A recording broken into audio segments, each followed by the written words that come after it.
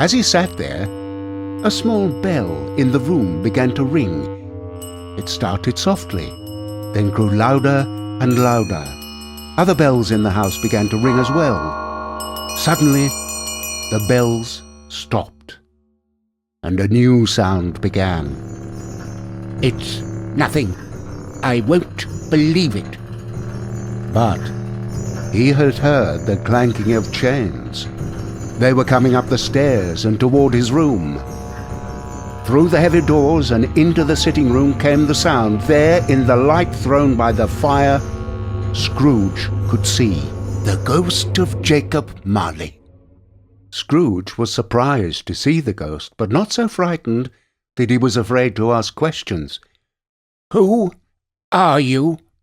And the hollow answer came, "In life, I was your partner, Jacob Marley." Scrooge offered Marley's ghost a seat by the fireplace and began to question him. "You are in chains, Marley. Tell me why." Marley's chain was strange indeed, made as it was of cash boxes, keys, padlocks, and heavy purses made of steel. "I wear the chain I made myself during my life. Is it so strange to you, Scrooge? You have such a chain yourself. Yours is far heavier than mine by now." "I don't understand. You were always a good man of business, Jacob." At those words, the spirit let out a fearful cry and shook his chains. "Business? I never knew what my business truly was. People were my business. Charity and kindness were my business. But I thought only of money. Now I must walk the earth and see the things I might have done while I was alive, and the same thing will happen to you, Ebenezer."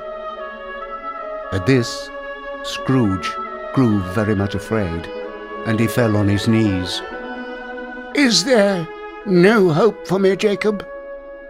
"There is. That is why I am here. Listen closely. My time is almost gone." "I'm listening, Jacob, but don't be too hard on me." "I don't know how I stand before you now in a shape that you can see. I have spent many days sitting beside you, and you have not seen me. But tonight I am here to warn you that you do not have to follow the way that I have gone. You will be visited by 3 spirits. The first will come tomorrow when the clock strikes 1. The second will come the next night at the same hour.